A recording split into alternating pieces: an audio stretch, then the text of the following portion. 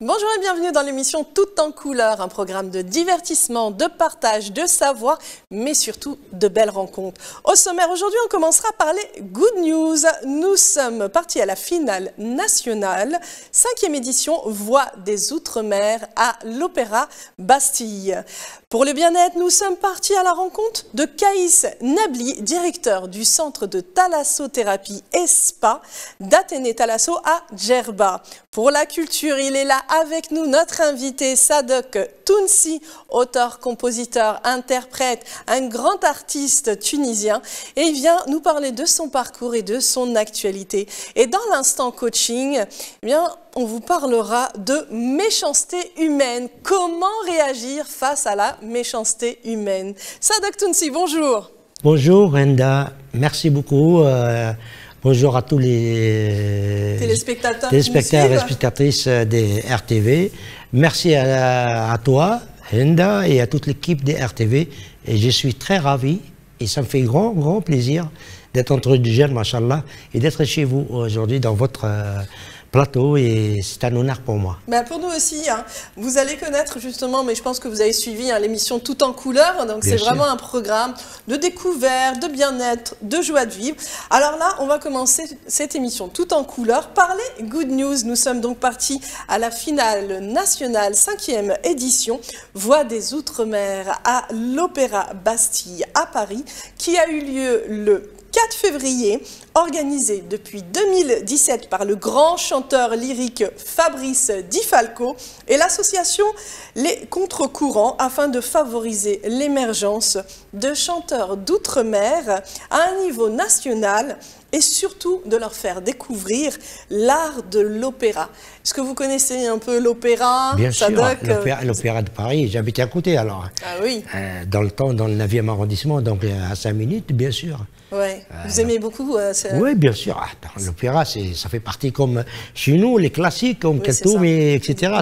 Surtout Salah Abdelhaï, ou bien Cheikh El-Hafid chez nous, ou bien Salih, mais plus vers vocal et tout ça, moins d'instruments vocal. Donc vocal solo, l'opéra, c'est... Il faut beaucoup de voix pour vraiment faire un opéra lyrique. Bien sûr, c'est un autre style basé plus sur très peu sur les graves et les médiums, sur l'aigu. Ouais, l'aigu aussi, donc, mais chez nous, on a, vous savez, la musique orientale et arabe, en général, l'Orient, et notamment la Tunisie, on utilise les quarts des temps. Donc, on est obligé d'avoir... C'est vrai, beaucoup de... des puissances de voix. C'est beaucoup de travail, la voix. Beaucoup de souffle aussi, au niveau du souffle. Bon, la voix, c'est un don de Dieu. C'est ça.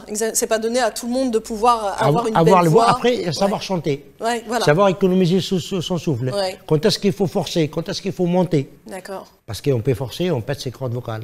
Donc, c'est pour ça qu'il y a un maître de chant. D'accord. Même pour les professionnels chanteurs que je suis, interprète, je suis obligé d'aller voir un maître de chant pour m'accorder. Déjà, comme moi, ça fait longtemps que j'ai arrêté de chanter, donc j'ai jamais fait, entre parenthèses, je l'avoue, parce que ça coûte des pépettes aussi. Donc, c'est pas une séance, donc travailler ma voix. Surtout, et il faut échauffer, savoir échauffer les vocalises. En général, ça dépend. Je mets 2 minutes. Il suffit que je fasse un refrain 2. Mais il faut travailler sa voix pour la durance du concert. Parce que tu peux faire un concert de 3 heures et tu risques de rouiller ta voix. Oui, exactement. Ça veut dire élastiquer les cordes. C'est comme un muscle, comme un sportif. Bien sûr, bien sûr. Un footballeur, s'il ne s'entraîne pas une semaine, il va taper un ballon, il va avoir les adducteurs ou un déchirure. Eh bien, les cordes, pareil. C'est la même chose. Il faut les muscler. Il faut travailler tous les jours, en fait. Oui, absolument. Tous les jours, la voix. Il faut courir le matin et après, ça dépend. Il y en a qui chantent le matin, ils sont bien, leur voix est... Il y en a qui, c'est l'après-midi.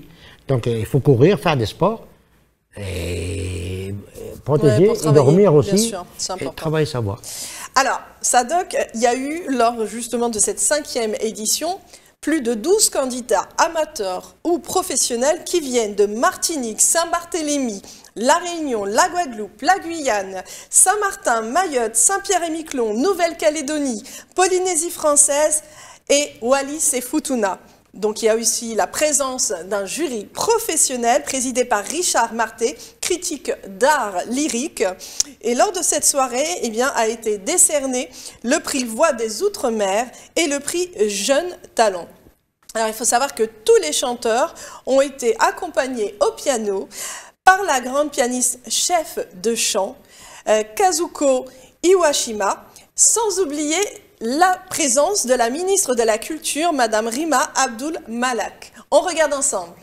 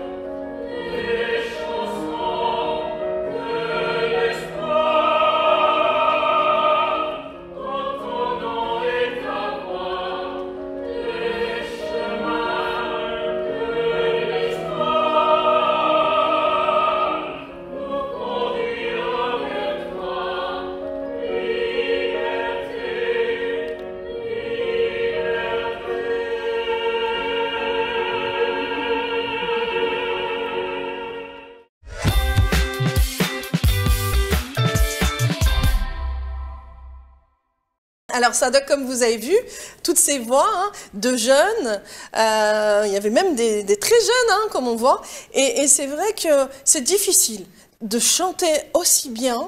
C'est vrai qu'on frissonne hein, lorsque c'est bien chanté, c'est magnifique. Bah, vous savez, l'artiste, en général, il a le trac toujours. Même quand on est pro, même quand on sera le vieux de la vieille. Ouais. Le trac, on l'a. Après, c'est avec l'expérience. Maîtriser sa peur. Enfin, c'est pas une peur, mais c'est la première fois, surtout. Pour ces gens-là, pour la première fois, ils se trouvent avec un grand pianiste, des pointures d'un palais au niveau, les chemins, il est connu. C'est comme moi, vous allez me mettre un chanteur d'opéra devant Bavarotti, qui est là dans le public, rien que dans le public. Donc, vous voyez. Donc,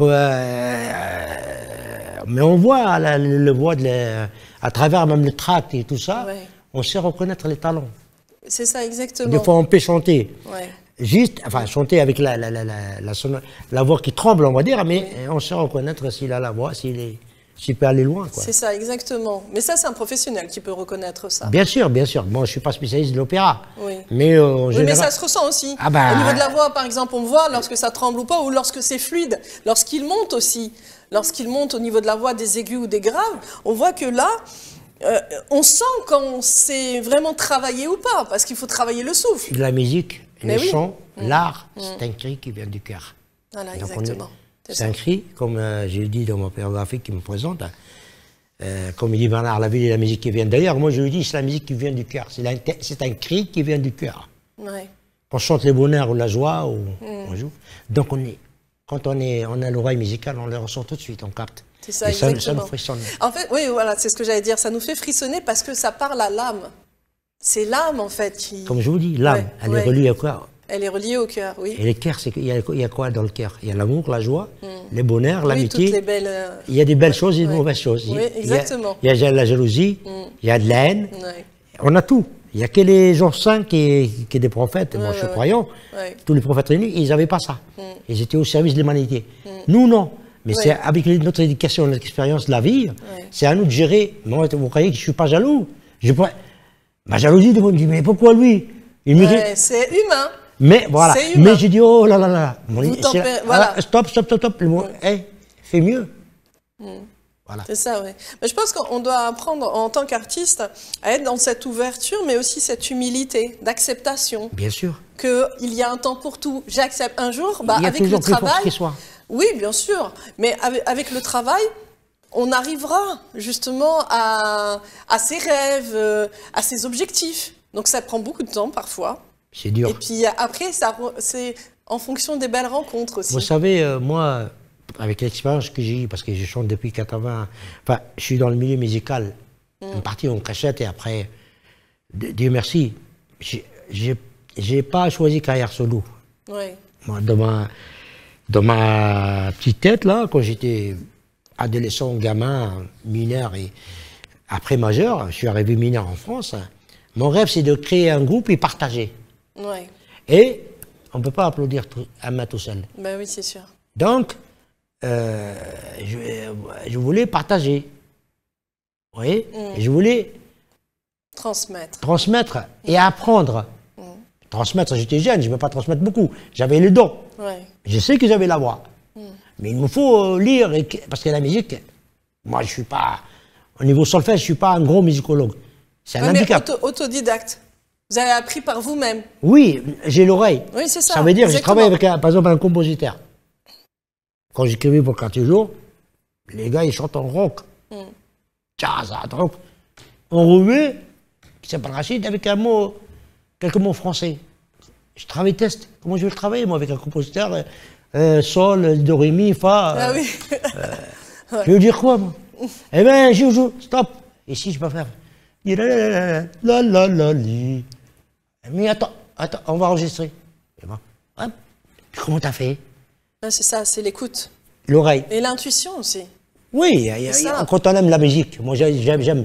Moi, à l'époque, vous me parlez d'Abd Halim, même quand s'il y a un nom en plus, tac, je le capte. Donc, j'écoutais beaucoup. C'est un berceau où je suis né dedans. Mais après, j'ai choisi la musique tunisienne. Parce que je voulais faire quelque chose pour moi. Oui, bien sûr, bien sûr. Parce que c'est la musique tunisienne qui me touche le plus. Ouais. Tous me frissonnent, mais en particulier notre musique. Donc, pour revenir juste à ta question, je partage bien sûr, mais j'ai beaucoup appris. Oui, bien sûr, on apprend de tout le monde de toute façon. Ils m'ont beaucoup donné. Ouais. Pas, on va dire, les concurrents. Ça veut dire qu'on joue avec les musiciens, et tout ça, ils se donnent. Donc, oui, bien sûr. Et moi, je prends. Oui, mais c'est ça le plus important, voilà. Mais après... Vous retransmettez. Obligé. C'est ça. Parce que si en fait, il faut que ce soit fluide. Il faut que ça passe. On ne peut pas mourir avec son art, oui. ou avec son génie. Il faut pas savoir si on veut marquer l'histoire. Et si notre objectif dans la vie, c'est pour avancer, pour apporter quelque chose à l'humanité. Exactement. Vous qui êtes amoureux de la Tunisie, je vais vous emmener en Tunisie. On va passer donc au bien-être. Et là, nous sommes partis à la rencontre de Kaïs Nebli, qui est directeur du centre de thalassothérapie et spa d'Athénée, Thalasso à Djerba, situé au bord d'une très belle plage de Djerba, avec un choix immense de soins de bien-être, rien que pour votre plaisir cocooning, parfum de jasmin, sable chaud, aux portes du désert, tout cela seront au rendez-vous, rien que pour les curistes venant du monde entier. On regarde ensemble.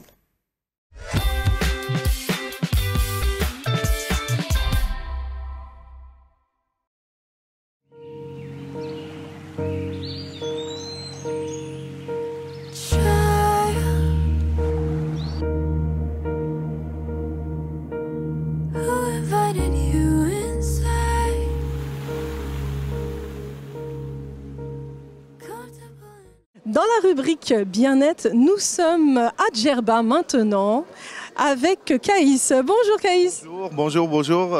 Soyez les bienvenus en Tunisie, Djerba, pour les amoureux de la thalassothérapie. La meilleure adresse en Tunisie, le Radisson Blue Palace, l'Athénée Thalasso Spa. Une expérience, une expertise de plus que 20 ans dans le bien-être et de la thalassothérapie. Quels sont les soins que vont chercher les curistes justement dans cet hôtel-là ? Alors, il y a la thalasso classique avec orientation arthrose, rhumatisme, jambes légères, relaxation. Là, il y a plus de demandes sur tout ce qui est bien-être avec la combinaison du spa. On fait introduire des activités comme du yoga, le studio pilates, en combinaison avec la thalasso, les bains, les algues, la boue de la mer morte, la boue chauffante.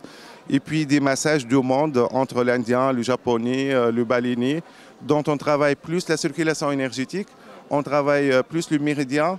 On est plus sur tout ce qui est organes internes pour distresser le burn-out, etc. Donc, permettre vraiment un relâchement, un lâcher-prise total. C'est tout à fait un lâcher-prise total, que ce soit physique, moral et psychique. Donc on travaille l'ensemble, l'externe et l'interne à la fois. Alors, on a eu le Covid. Est-ce que maintenant, il y a de plus en plus de touristes, justement pour ce tourisme de santé, qui viennent dans votre hôtel ? Après Covid, il y a plus de montée du besoin de se ressourcer qu'avant. Actuellement, les gens, sur la période de confinement, se rendent compte qu'ils bossent, qu'ils sont pris toute la journée, ils donnent des prestations, ils font attention à leurs enfants, leurs familles, etc. Personne ne prend soin d'eux. Au moment du confinement, on est tous enfermés, on a tous besoin de se ressourcer. Et juste après les déblocages du Covid, les gens sont plus demandeurs de soins de bien-être, de relaxation. Alors, on va dire, est-ce qu'il y a de plus en plus de personnes âgées qui viennent ici ou c'est tout âge ? Alors, les personnes âgées, c'est une habitude de la thalassothérapie. Ils sont habitués par 2 cures par an. Une l'automne, l'autre le printemps. C'est au changement de saison qu'il y a plus de besoin de faire la cure thalasso. Mais de plus en plus, on voit des jeunes et même des ados qui sont plus de demandeurs de soins à la carte, des massages, du rituel de monde, du rituel avec des produits naturels, du produit bio. Donc on est plus dans la tendance bien-être, des expériences sur du mi-journée, du jour, un week-end, pour déstresser, pour changer d'air, pour prendre une bouffe d'oxygène, pour recharger les batteries, etc. Alors Kaïs, en 3 mots, pourquoi venir au Radisson ? Le Radisson, c'est une adresse où la prestation du service, le confort, le luxe, l'attention, notre centre d'intérêt, c'est le client. Notre slogan, c'est « Yes, we can ». Notre savoir-faire, notre expertise, c'est reconnu à l'échelle internationale. La qualité est garantie sur une prestation dans un hôtel Radisson. Après aussi, il y a l'expertise de la thalassothérapie. En Tunisie, l'Athénée Thalasso, c'est un centre qui a été fondé par la dame de Thalasso, Marie-Noëlle Vie, en 1998. Cette expertise à la française a continué pour des années et on collabore énormément avec des boîtes françaises. Donc on a ce savoir-faire qui est acquis déjà et qui est consolidé d'une année à l'autre avec des nouveautés, des soins. Donc on est dans le dynamique, on est vive, on est toujours à l'attention et au détail de prestations du Thalasso. On a gagné en 2015 la meilleure destination en Méditerranée. On est labellisé SPA, c'est une association française. On est labellisé sur le cristal international Intertech en termes d'hygiène écologique.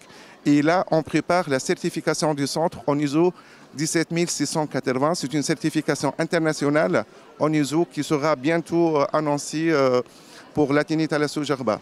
Donc on est toujours dans les standards, dans le haut de gamme, on est toujours dans les détails, dans l'hygiène, etc.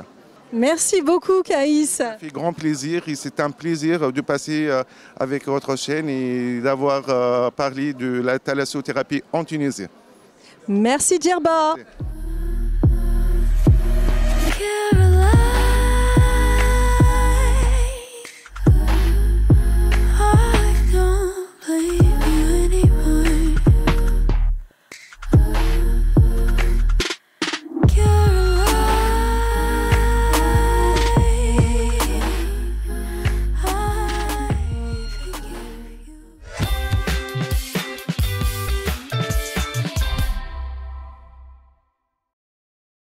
Donc là, hein, ça donne envie. Djerba la douce, ça donne envie cette... C'est à côté de chez moi, c'est un vélo. Ah oui. Je suis de Zarzis, moi, donc oui, il y a juste un pont qui nous relie. Ouais. Et en plus, là, tu me donnes une adresse, je vais aller me remettre en remise en forme, pourquoi pas. Oui, là, les bienfaits de la thalasso. Djerba, c'est une petite paradis sur Terre. Ben oui, et avec ces belles plages, ce sable chaud, ça donne envie. On ne l'appelle pas l'île des Rêves pour rien. Oui, c'est ça, exactement. D'ailleurs, quand on dit l'île des Rêves, après, il y a Zarzis, c'est presque une île. La mer est autour de trois côtés. Bon, certes, il y a moins des hôtels, mais ils ont les plus... Oui, mais Zarzis a de très très belles plages aussi. Ah, c'est les meilleures plages, c'est vrai. Si on compare de toute la Tunisie, c'est le meilleur, à condition de travailler, parce qu'il est encore sauvage, comment dire. Dommage. Il faut dire la vérité, c'est pas que je défends la vie natale. Mais Djerba est transformé avec la francophonie, au niveau de l'infrastructure, c'est incomparable à Zarzis. Il faut dire la vérité. Et ces gens-là aussi, ils travaillent. Il faut les reconnaître. Exactement. Et je tiens à travers votre mission, de les saluer, parce que je me considère, quand je suis chez eux, je me considère djerbien, entre parenthèses. Et voilà quoi. C'est vrai qu'on se sent à l'aise. Et puis les restaurants avec des poissons. Mais moi j'en ai fait des mariages. Oui, là-bas. Avec Habib Jbel et Faisal Blati et à son âme, le frère de Najat. Je suis l'ami de la famille. Il m'appelle pour les mariages quand j'ai descendu de vacances. Il me dit viens, on a un mariage tel. Alors après il m'oblige à chanter et ça finit à 7h du matin. Les gens ils disent j'imagine. Et je chante pas de l'accent sud parce qu'ils Djerbia ils ont une musique spéciale, on appelle ça Shela. D'accord. Et Shela, c'est typiquement Habib Jbali, Hassan Baklouti, à son âme. Bon, j'essaie un petit peu. Si tu viens chez eux, il faut savoir chanter ça. D'accord. Parce qu'ils ont une oreille, c'est des gens, c'est comme les gens de Bizerte, le public les plus difficiles. Si tu passes à Djerba, ça y est. Si tu arrives à chanter 3-4 chansons style djerbien, c'est tout gagné là. Eh ben moi, je commence par une chanson au dé, après, parce qu'il me ramène pour chanter les chansons tunisoises. Parce que, tu vois, شوية مزود, شوية un peu de mizoued, un peu de watari. Mais ils veulent des tunisois. Et c'est des gens vivants. Djerba, c'est beau. Bah, en fait, c'est une famille, hein. À Djerba, ils se connaissent presque tous. Hein. Comme Zarzis, c'est comme... c'est ça, hein. Comme ça nous rappelle aussi à Tunis, à l'époque, comme à Sfax. Tes parents, je crois que Sfax, j'ai de la famille, moi j'ai ma famille qui soit sans Sfax, parce que nous on les partage. Donc à Sfax, moi je me rappelle, le matin, la famille Sadak, mais ils se connaissent tous.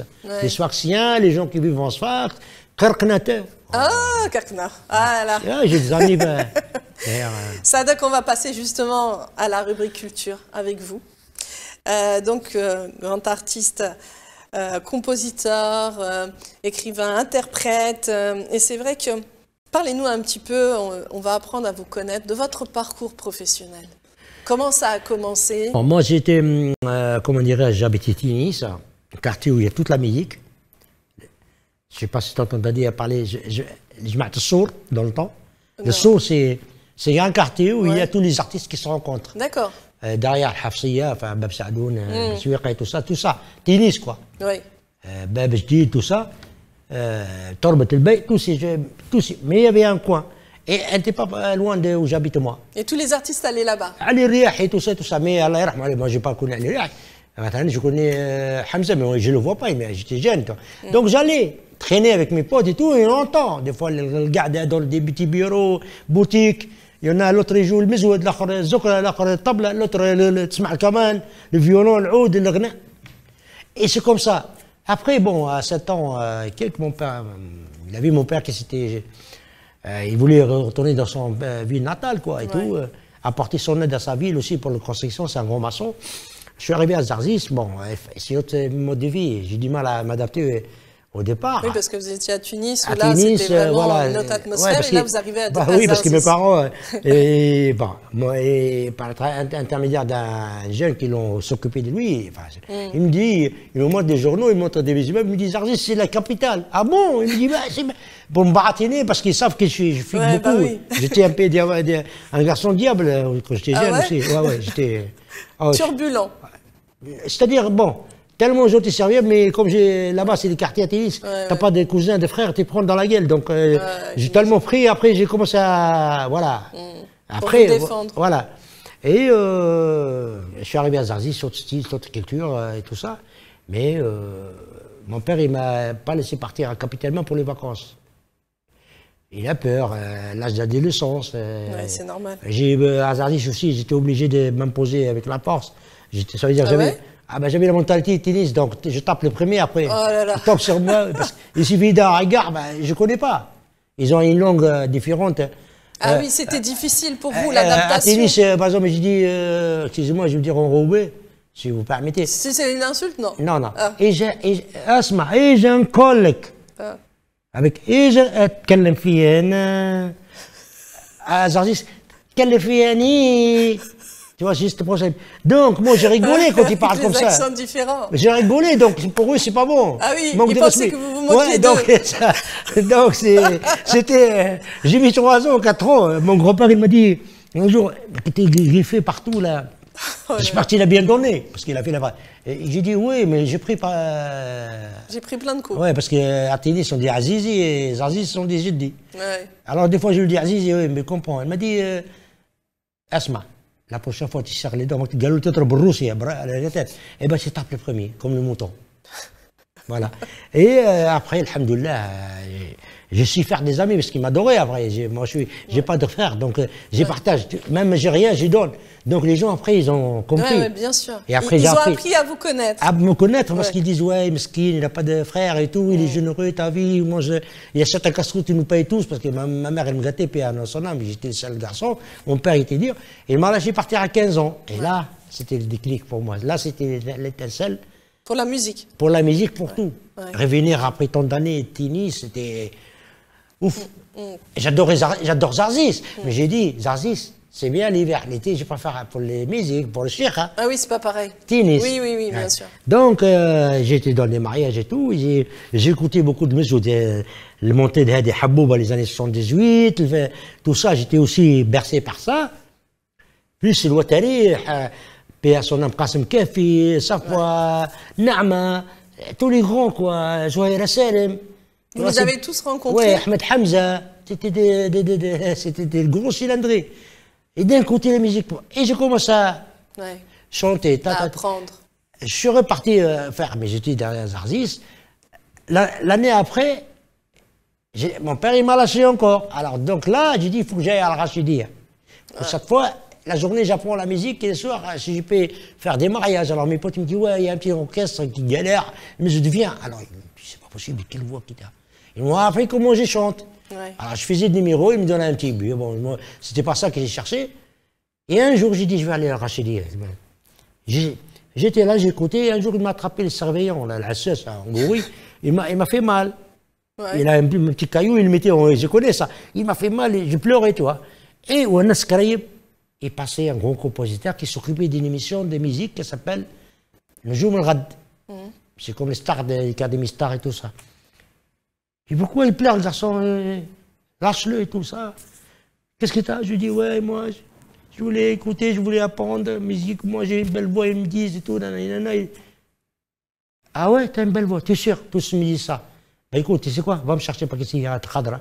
Tiens là, et viens, laisse-le. Bon, je le cherchais et tout. Il a le oud, il sortait son oud, il y avait un musicien, Qanoun, 3 ou 4 musiciens. Je dis, c'est des grosses, c'est des maîtres, c'est même pas des. Parmi eux, à l'époque, Hassan al-Gharbi, Allah yarhamou, Gronk, Qanoun, il accompagnait tous les Oulaya, tout. Les stars, des fois, ils venaient, Kalthoum, il est monté avec un, le deuxième Qanoun, tu vois, c'était. Ah ouais. C'était un rêve, moi, j'ai dit. Et il m'a dit, qu'est-ce que tu sais faire? Je dis, Ronait, je sais chanter à l'Irihi. Sidi Ali, et toi? Il s'est rigolé comme ça, il dit, vas-y, ben comment, c'est quoi là? J'ai dit, Aïch min ghir amal fi hubbak. Ta'dib sahari min ajak, c'est pas ce que je connais. Et ça donne quoi? On peut écouter? Aïch min ghir amal fi hubbak. تعذيبي وسهري من أجلك واللي جرح لي عيني إنك ما تسألش عليا واللي زاد على ما بيا واللي زاد على ما بيا يا ناري يا ناري ما زلت نحبك لا لا لا لا لا لا لا لا لا دي لا لا لا لا لا لي لا لا لا لا لا لا ما عادش تقرا جواباتي ولا دمعاتي ولا آتي ما يحرم عليا كما زلت نقول نحبك الموت وما زلت نحبك واللي جرح لي عيني إنك ما تسألش عليا واللي زاد على ما بيا يا ناري يا ناري ما زلت نحبك. Ali, c'est d'Ali, c'est paix à son âme, c'est un grand répertoire. C'est comme un peu l'opéra tunisien, mais c'est. Ouais. Il faut avoir. Et moi, je suis pas entraîné, tu m'as pris. Ah oui, donc comme avec ça. La rue, j'ai essayé, mais c'est pas facile. J'ai même pas chauffé ma voix, tu vois, mais bon. Ouais. C'est comme ça. C'est beau, en fait, c'est très beau et c'est beaucoup de tristesse. Ben, c'était une chanson qu'il envoie à sa chérie autrement. Qu'elle ne calcule plus, elle lit pas ses messages. Et il disait au moment donné, ما عادش تسمع نشيدي. نشيدي, ça veut dire, c'est comme une hymne, mais une hymne. لا أهاتي ولا تنهيدي. أعمالي وعملت بيدي. هذا أعمالي, c'est ma faute. C'est pour ça que j'ai mélangé le texte, je m'excuse parce que je suis ému, moi, quand je chante à Sidi Ali, c'est... Ça se voit que vous êtes ému. Mais j'arrive pas, j'ai forcé, j'arrive pas à trouver la voix, la vérité, je suis désolé. Non, franchement, je ne cherche pas, je m'excuse. C'était très bien aussi, parce qu'on voit, parce que j'adore cet artiste-là. On ressent les émotions et beaucoup de tristesse dans la voix. Je l'adore, moi, quand je le vois... Vous avez grandi avec, je pense. Hein. Bien sûr, quand il est mort sur scène, en plus, c'était sa désir. Donc moi, quand je le vois, je pleure. Ouais, je dis parce que c'est un artiste, il n'a pas eu assez de sa place. Ouais. Il a été beaucoup critiqué d'une famille conservateur, pas très riche mais cultivée. Donc c'est comme un peu mon histoire, un petit peu. Pas beaucoup parce que famille dure, ils l'ont pas accepté pour qu'il y ait de chansons tard. Donc il a du mal à acheter. Ils achetaient des frites, mais comme il disait c'était italien et tout, c'était incroyable. Pour s'habiller, tu vois. C'est sûr. Et jusqu'à rencontrer les géants de la composition d'Égypte, les grands, Mohamed Abdelouab. Et il a dit, mais qu'est-ce qu'il va nous chanter celui-là? Et c'est un musicien, il n'a jamais lu le solfège. Et le pire, c'est quand il chante à l'Irih, il crée une chanson, il donne à l'orchestre, il se tire les cheveux parce que même chacun il a son rôle. Ouais, bah oui, bien sûr. Ouais. C'est un mec qui compose avec le tar. Tu sais, le tar, c'est quoi? C'est le petit truc rond avec des cuivres, un petit rondelle. Ah, oui. Ouais, ouais. Et ben il joue ça faux, mais il donne au guitariste, au pianiste, enfin au clavier, le nail. Chacun. Ouais. C'est incroyable. On dirait que un magicien. c'est pire qu'un compositeur. Un compositeur mais taillé. En plus, il fait une chanson qui a cartonné, qui était rechantée par Olaya, qui est Mohamed Adouab. Il a dit heureusement, vous n'êtes pas un compositeur professionnel, sinon tu vas nous priver de notre part. Ouais. C'était Yalli Dhalemni wa Ruh Ma'ak. Ouais. Ah ouais, c'est beau. Vous le connaissez cette chanson? يلي ظالمني والروح معاك انت تسألني ابدا انساك انت تسألني ابدا انساك لما احكي لك علي محيرني ولما اشكي لك تبعد عني والروح معاك معك معك ترندر معك معك ترندر معك معك يلي يلي يلي ظالمني. En plus, il a composé à la manière égyptienne. Ah ouais, ça doit être très. Il n'a pas fait, madame. بيت الشعر هي على الرقوبة الاستيلتي بيت الشعر رقر هي على الرقوبة بيت الشعر هي على الرقوبة عشنا فيها اتنين عشنا فيها اتنين عشنا فيها اتنين عشنا فيها اتنين عشنا فيها اتنين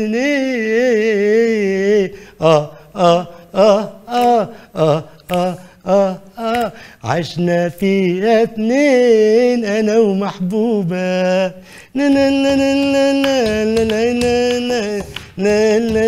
tu vois l'ibda d'un truc tunisien typique. Ouais, il est passé. Il est Fazani. Ouais. C'est un mec un génie. Il peut c'est ça. Il passe d'une musique et ce n'est pas un copieur, c'est à lui. Oui, bien sûr. Et c'est pour ça, Ali Riahi, pour moi, il devrait être star mondial. Comme on dit mondial, c'est-à-dire comme Abdel Halim et tout ça. Je suis désolé. J'adore Abdel Halim. J'adore. فهمت؟ plein de chansons, j'ai chanté سواح لو حكينا يا حبيبي زي الهوى. J'adore, j'ai kiffé Faïd, j'ai kiffé Abdouab, Salah Abdel Hayy, les maîtres de ces gens-là. Mais nous aussi, on a Béram Tounsi qui a écrit pour ces gens-là. Vous voyez? Bien sûr, ouais. Mais malheureusement, l'artiste tunisien, on ne lui donne pas sa valeur en Tunisie. Et ce n'est pas d'aujourd'hui, c'est encore pire maintenant. Je parle depuis les années 60. Mais c'est important, je pense qu'aujourd'hui, par exemple, là, vous êtes sur RTV, la télé française. Donc, ce qui est important, c'est de vous montrer de plus en plus dans les médias français pour vous donner justement cette légitimité et vous permettre de montrer votre talent et votre vécu. C'est pour ça que c'est important justement de connaître le parcours de l'artiste, parce que généralement, c'est un artiste qui a beaucoup souffert, beaucoup. Hein. Il y a beaucoup d'artistes qui ont beaucoup souffert. Et là, je vais vous embarquer dans l'instant coaching. L'instant coaching, aujourd'hui, le sujet, c'est la méchanceté humaine. Comment réagir face à la méchanceté humaine? Je pense que vous avez vécu beaucoup de méchanceté humaine, comme pas mal de personnes. Hein. On a connu la méchanceté humaine au travail, même dans la famille, même dans le cercle proche, des fois des personnes qu'on ne connaît pas et qui essaient de s'identifier à nous, mais qui nous font du mal, qui veulent nous rabaisser, qui veulent nous blesser, qui mentent à notre sujet aussi. Et c'est vrai que ça fait, pour salir notre réputation, ça fait mal, ça fait très mal. Alors, on se dit comment faire pour réagir face à ça? Alors, ce qui est important, c'est de se poser les bonnes questions. Pourquoi, par exemple, telle méchanceté, tel mot me fait aussi mal? Qu'est-ce que ça... Quelle est l'émotion en fait qui ressort le plus? Est-ce que c'est la colère? Est-ce que c'est la tristesse? Est-ce que c'est la souffrance? Donc, est-ce que réellement vous pensez que ce qu'a dit l'autre, c'est la vérité sur vous-même? En réalité, non. Ces critiques ne regardent que la personne elle-même. Mais ça ne reflète pas qui vous êtes. C'est son point de vue à elle, mais pas le vôtre. Ça ne doit pas être le vôtre. Et ce qui est important, c'est surtout d'éviter de croire en ce qu'elle dit, en cette méchanceté. Parce que lorsqu'on croit aux méchancetés, aux critiques, eh bien, qu'est-ce que ça va faire? Ça va se cristalliser au niveau de votre corps, de votre inconscient, et ça va créer l'auto-sabotage. Et après, vous allez avoir un manque de confiance en vous. Donc, ce qui est important, c'est vraiment de pouvoir vous libérer de ces émotions de tristesse, ces fausses croyances. Prenez aussi de la distance avec les jugements anxiogènes, les jugements négatifs. Le plus important, en réalité, c'est vous. C'est ce que vous pensez de vous et pas ce que pensent les autres de vous, c'est-à-dire les personnes jalouses, malveillantes. Ce qui est le plus important, c'est vous. Un exemple, je ne sais pas si vous avez connu ça, cette méchanceté où on vous a critiqué. Beaucoup. Beaucoup. Oh là là. Ouais. Donc, avant de... parce qu'on a coupé sur moi. Donc, je suis arrivé en France en 97 ans et je commençais à fréquenter les cafés arabes. À l'époque, c'était la musique partout, chez nos frères algériens. Donc, je connais personne, donc j'ai commencé à faire doucement. Et après, j'ai connu Belleville, donc par les patriotes tunisiens, Maurice Mimoun, Kahlaoui, paix à son âme. Maurice Mimoun, c'était qui accompagnait Olaya, c'est un grand violoniste. Kahlaoui, c'était un musicien et un chanteur qui est le patron de Bataclan, pas mal de trucs. Je commence à connaître Baby et tout ça, le Mezou et tout. Donc, quand je chante, il me dit, mais. Et après, je commence à faire quelques cabarets ciblés, libanais à l'époque, tout. Jusqu'à après, j'ai dit, il me faut un groupe. Et il me faut quelqu'un qui parle mieux que moi, parce que j'ai l'accent français, je bégaye, je parle vite, d'ailleurs, toujours, mais bon. Et j'ai eu beaucoup de difficultés, mais j'ai travaillé, et c'est comme ça que j'ai accès avec Barclay, avec mon des invités qui est cuisine française, que je connais une de ces femmes, à l'époque américaine. Et c'est comme ça qu'on a atterri en 88, chez 85, on a signé chez Barclay le premier contrat, et puis c'est parti. Vous êtes tout un livre, Sadok, il faut plus qu'une émission pour vous. Mais là, on va revenir justement à cet instant coaching qui est très important sur la méchanceté humaine. Comment vous réagissez? Par exemple, moi, quand j'étais à la télévision française, donc j'étais obligé de passer, pousser les gens, parce que c'est un mur. C'est pas que j'ai dit le français. Et c'était trop conservateur, c'est tout. Il y en a des racistes. Mais les Français, il faut le connaître aussi. Moi, je travaille avec tout. Il y a des gens bien aussi, bien partout. Oui. C'est un pays de droits de l'homme, quand même. Ils ont inventé pas mal de choses. C'est vrai, on nous avait colonisés, mais il ne faut pas non plus... Quand ils me disent, les journalistes français, parce que moi, j'étais connu grâce à les médias français, et grâce aux médias en France. Moi, en Tunisie, à l'époque, ils ne me connaissent pas. À part les médias, ils ne me connaissent pas. Le papier tunisien, je n'ai jamais passé. Ils ne m'invitent pas. Maintenant, on va vous inviter. C'est-à-dire, c'est pas question, ils ne veulent pas m'inviter. Ils ne me connaissent pas. Oui, c'est ça. C'est des feignants. Oui, en fait, ils ne vous connaissent pas. C'est des professionnels, mais c'est des feignants. Un journaliste, par exemple, ou en télévision tunisienne, il ne vient pas faire les reportages maintenant. La télévision française, quand elle a commencé à y avoir plein de musique, il y avait des reportages dans les Barbès, dans tout ça. C'est comme ça qu'ils m'ont découvert.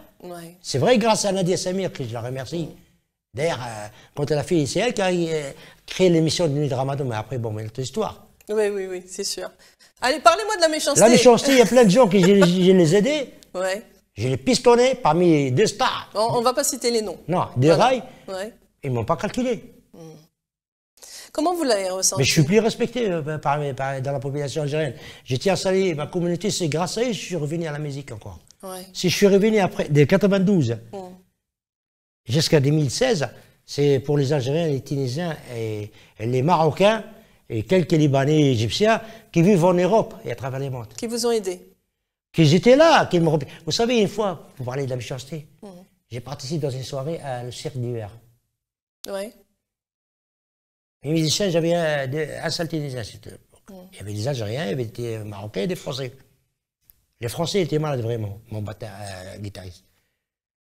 Sur les 8 formations, je me trouve avec un Drapki. Ils ont payé les musiciens triple prix pour qu'ils ne viennent pas, sous prétexte d'autres accidents. Je me suis trouvé avec Darbouka devant 1600 personnes. Tout seul? Tout seul. Et vous avez fait quoi? J'ai pleuré, j'ai dit au peuple, le public, j'avais larmes un petit peu. J'ai envie les gens malgré les lumières. J'ai dit, écoutez, je suis là, j'ai le temps de chercher une orchestre, mes musiciens, il y a un problème. Même moi, je ne sais pas ce qui se passe. Il n'y avait pas de portable. Ils m'ont dit, et je voyais les gens. Parce que moi, les gens, ils ont oublié qu'ils m'ont fait du mal, que moi, quand je passe à la télé et tout ça, ils me voient, j'amène la télé et tout avec moi. Je marche à pied, j'y vis à côté de Barbès. Donc les gens, il y a des Barbès de Belleville, il y a les 1000 personnes, nous, ils me connaissent personnellement. Oui, bien sûr. Ils me disent, nous sommes les musiciens en Roubaix, chantez-nous. Et j'ai chanté, en attendant que mon manager il a contacté des musiciens, ils sont arrivés. J'ai chanté pendant 48 minutes, les darboukas, les joliou, tout ça, et les musiciens, ils sont arrivés, ils branchaient l'enregistrement, et encore, je leur donné 1h30, mais carrément. Bah, en fait, entre guillemets, ce malheur, il y a eu du bonheur. Ah, bien sûr. Et vous avez vu la bienveillance du public. Bien sûr, parce que moi, j'ai pas fait la musique pour m'enrichir. Oui, c'est ça. C'est pour transmettre du bonheur aux autres. Et toujours le bien, il triomphe sur le mal. Mais oui. Et ça ne m'a pas empêché de faire du bien encore. Bien sûr. Et pour vous dire que beaucoup, ils m'ont fait de la méchanceté. Justement. 80% de mes relations dans le milieu musical. Vous ont fait du mal. Bien sûr, même des musiciens qui. Je pense que c'est dans tous les domaines. Hein. Et surtout le milieu. Pourquoi qu'on dit le milieu artistique? L'art, c'est beau. Il n'y a pas plus noble. Moi, vous savez, quand je chante, vous voyez le trippé là. Juste fait. Oui. Je commence à chauffer ma voix dans la dernière titre. Eh bien, vous savez, c'est pas pour. Comment je suis heureux là. Oui. Je suis un peu soulagé. La musique, c'est un soin spirituel, moral et physique. Et comme on appelle ça, à Vicenne, à Bounaouas, ils soignent à un moment donné les malades avec la musique. Bien sûr, la musicothérapie, c'est sûr. Et c'est important justement. Et je reviens sur cette méchanceté qu'on vous a fait. Le plus important, c'est que vous avez gardé votre âme, vous avez gardé votre bienveillance et vous continuez à donner et à partager. Et c'est ça la plus grande des forces des personnes qui... Vous avez dit que nous, on fait du bien, mais on reçoit le mal. Mais en réalité, ce n'est pas que vous recevez le mal. C'est juste que vous êtes un miroir de l'autre, de ce qui ne supporte pas en lui. Et comme il vous voit rayonnant, lumineux, bienveillant, il ne supporte pas ça parce que lui-même, il n'arrive pas à accéder à ça. Donc en fait, c'est ce qu'on appelle aussi, il y a aussi un processus qui est important de faire, c'est la compassion. Même si c'est dur, c'est très dur d'avoir de la compassion pour quelqu'un qui nous fait du mal, qui nous attaque. Mais en réalité, cette personne qui vous fait du mal, c'est une personne qui a un gros mal-être. C'est une personne qui est malheureusement envieuse, jalouse et qui n'est pas heureuse. Donc c'est important de comprendre que il faut absolument prendre de la distance et malgré ces attaques, il faut garder votre joie de vivre, il faut garder cette lumière en vous, cet amour de l'art, cet amour aussi pour chacun qui nous regarde. Restez tel que vous êtes, ne changez pas parce qu'une personne va vous critiquer, vous attaquer ou vous faire du mal. Le plus important, c'est d'être vous-même. Voilà, ce qui compte, c'est vous. Il y a aussi la gratitude. Soyez dans de la gratitude. Pourquoi la gratitude? Parce que soyez dans cette gratitude de dire que merci mon Dieu, vous n'êtes pas parmi ces personnes qui sont malveillantes, qui sont jalouses, qui font du mal gratuitement. Merci mon Dieu d'être bienveillant, d'avoir cette joie de vivre, cette lumière. Parce que le plus important justement, c'est de ne pas ressembler à ces personnes qui sont malheureuses et qui font du mal. Attention aussi de ne pas répondre par le mal au mal. Donc ce qui est important, pourquoi? Parce que si vous répondez au mal par le mal, vous nourrissez l'obscurité, vous nourrissez l'obscurantisme et vous perdez de votre lumière, vous perdez de votre joie de vivre, vous perdez de votre sincérité. Et donc les effets désastreux, malheureusement, de la méchanceté humaine, si vous partez dans cette noirceur, parce que nous avons, comme vous avez dit, nous avons tous le bien et le mal, nous avons tous en nous ces côtés de jalousie, de malveillance malheureusement, mais en fonction de votre éducation, vous allez nourrir soit la lumière, soit l'obscurité. Donc on ne rend pas le mal par le mal, comme dirait Maître Yoda dans Star Wars. Justement, si on attaque l'obscurité, et par la colère, et ben malheureusement ça baisse notre énergie. La force est en nous lorsque nous sommes dans la lumière. Et ce qui est important aussi pour finir, ce que je dirais, c'est créez-vous des cercles d'amis ou des personnes qui vous aiment sincèrement, qui ne vont jamais vous critiquer, qui ne vont pas être hypocrites derrière votre dos. Des personnes qui vont vouloir vous monter et qui vont vous encourager à croire en vos rêves. N'écoutez pas les personnes qui vous disent « non, c'est pas possible, tu ne vas pas y arriver, tu n'as pas la force et la capacité d'y arriver ». Vous avez tous en vous cette capacité, cette force, donc rendez plutôt... ce qui est important, c'est voilà, garder cette lumière, garder cette joie de vivre. Comme vous, Sadok, malgré les attaques, voilà, vous êtes là. Moi, récemment, par exemple, juste pour confirmer ce que vous dites, pour la méchanceté des gens. Donc moi, quand j'ai vu les jeunes les jeunes surtout dans tout me citer parce que ici, dans le 93, j'habite d'ailleurs, je suis heureux avec tout le Stade de France. Et les jeunes au Maghreb, je dis mais les pauvres ils sont perdus, ils ont une énergie, une créativité, mais ils n'avaient pas le moyen. Et ça me déchire, tu vois. Je dis, les gens ils me poussent à revenir. Je suis revenu, bon, c'est ce qu'ils disent les gens. Mon entourage compris. Hein. Ouais. Il a pas honte, les cheveux blonds, bientôt grand-père, il a des gars. Jusqu'à arriver à monter. Ils ont essayé de monter mes enfants, mais mes garçons, ils n'ont rien à foutre. Parce qu'ils savent. Ils savent tout sur moi. Et là, Dieu merci, j'ai une épouse aussi, qu'elle a expliqué une partie, mais mes sœurs, ils ont expliqué. Certains gens qui m'ont connu, ils l'ont dit, votre père en plein célébrité, il allait devenir Michael Jackson des Arabes. Je vous le dis. Avec tout le respect que je dois aux contratistes. Moi, je connais James avec mon producteur, mais j'ai failli. Beaucoup de... Prends l'ange et tu vas chanter avec ces gens-là, tu vas dire... Ça donne 2 mots, hein, c'est la fin. Ouais. Et Dieu merci, mes enfants, ils ont compris, ils ont dit, il fait sa vie. Et oui, ils ne volent pas. Donc, ils ont essayé. Hein, mais au contraire, vous voyez, je ne sais pas, Inch'Allah, vous soyez dans mon concert un jour. Et moi, je suis content quand je vois des petits jeunes comme ça. Bien sûr. Qui adorent. Donc, mon message, il passe. Oui. Donc, ces gens-là... mais le plus important, à côté, c'est ce que vous transmettez, c'est votre lumière. Et vivez chaque jour comme si c'est le dernier jour de votre vie. Et puis on peut avoir les cheveux blancs ou pas de cheveux ou ce que vous voulez. Il n'y a pas d'âge pour transmettre de la joie. Et je pense que c'est votre mission de vie. Ben, moi, moi, je fais d'ailleurs des chansons. J'ai fait des chansons tristes, tout ça, dans mon carrière, à l'arrêt surtout. J'aime bien la joie. Moi, je ne suis pas un chanteur qui est planté comme un poteau, comme ça, derrière ce micro. J'aime participer. Vous vibrez et vous transmettez. Oui, voilà. Merci beaucoup, Sadok Tounsi, d'avoir été avec nous dans cette émission Tout en couleur. On vous souhaite beaucoup de succès. Merci. Je pense que votre actualité sur les réseaux, Sadok Tounsi. Merci beaucoup, d'ailleurs. Je tiens à te remercier. Ça passait tellement vite. Oui. Quand il m'a dit 50 000, je dis waouh, c'est long. Ça passe très vite. Franchement, c'est pas pour te faire plaisir. Merci à toute l'équipe de RTV. Franchement, sympa, local magnifique, des jeunes, machallah. Donc, si vous me trouvez, moi, j'ai pas, comme vous le savez, avec YouTube, on a plus de producteurs pour l'instant. Pourquoi pas peut-être à Universal un jour, mais pour ça, c'est un travail à faire. Donc, vous pouvez me trouver sur tous les réseaux sociaux, sur Internet. Et j'ai notamment avec une radio connu, je fais tout un programme instrumental. Super. Sur toutes mes chansons. Sur YouTube, Sadok Tounsi avec des I, Sadok Tounsi comme c'est marqué. Instagram, TikTok. Tous les réseaux, voilà. Vous allez le trouver. Sadok Tounsi, tous mes clips. Je vous demande de partager beaucoup à Max parce que j'ai besoin de vous. Parce que voilà, on n'a pas de producteur, donc il faut qu'on rentre un peu de pépette pour on peut produire du mieux. Voilà, et je suis là. Eh ben merci en tout cas. Merci à vous tous de nous avoir suivis sur RTV dans l'émission Tout en couleur. On vous dit à très bientôt. Au revoir.